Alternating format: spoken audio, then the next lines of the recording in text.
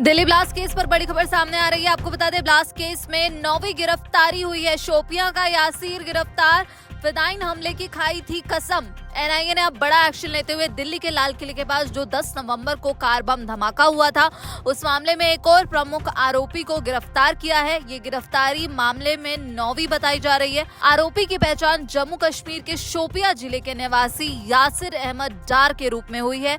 उसे नई दिल्ली से हिरासत में लिया गया है। वहीं एनआईए की जांच से ये पता चला है कि यासिर अहमद डार इस आतंकी साजिश में सक्रिय रूप से शामिल था। उसने वफादारी की शपथ ली थी और साथ ही फिदाइन हमले को अंजाम देने की कसम खाई थी।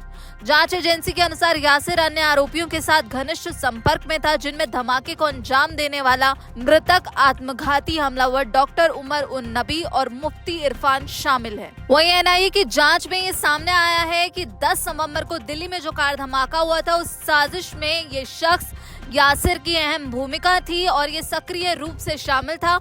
आत्मघाती हमले को अंजाम देने की भी इसने कसम खाई थी और जांच में ये भी पता चला है कि लगातार दूसरे आरोपियों के संपर्क में था और साथ ही कई आरोपियों और संदिग्धों के ठिकानों पर छापेमारी एनआईए की तरफ से की जा रही है।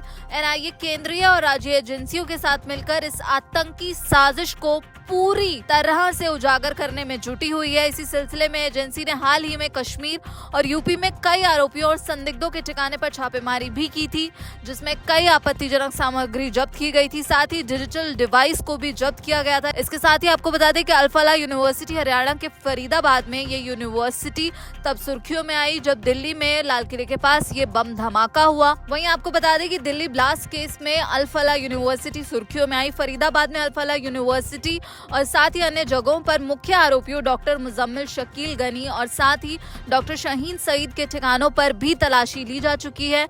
और बीते दिनों एनआईए ने आरोपी डॉक्टर नासिर बिलाल मल्ला को पटियाला हाउस कोर्ट में भी पेश किया था और एजेंसी ने बिलाल को कोर्ट में पेश कर वॉइस सैंपल टेस्ट की मंजूरी ली। साथ ही एनआईए ने कहा था कि आगे की जांच के लिए, आगे की इन्वेस्टिगेशन के लिए आरोपी की जो आवाज है उसके नमूने लेना जरूरी है। तो ये बड़ी खबर दिल्ली ब्लास्ट केस को लेकर सामने आ रही है, जिसमें एनआईए ने अब बड़ा एक्शन लेते हुए एक और गिरफ्तारी की है, जिससे 9वीं गिरफ्तारी बताया जा रहा है। इस पूरे मामले में और आगे क्या जानकारियां सामने आएंगी, हम आप तक पहुंचाते रहेंगे। फिलहाल के लिए इतना ही। बाकी देश और दुनिया की खबरों के लिए आप जुड़े रहिए दैनिक जागरण के साथ। नमस्कार।